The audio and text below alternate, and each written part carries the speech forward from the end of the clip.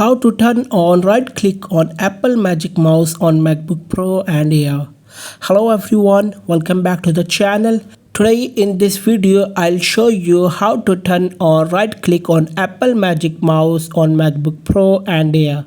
So let's get started without wasting any time. So guys, first click on Apple logo in the top left corner of the screen and choose System Settings from the drop down menu. On the System Settings, swipe down and tap Mouse in the sidebar menu. In the mouse settings, you will find a secondary click pop-up menu on the right side. Just tap on it and choose click right side or click left side. Once turned on, you can easily right click by tapping the right side of the Magic Mouse. That's it.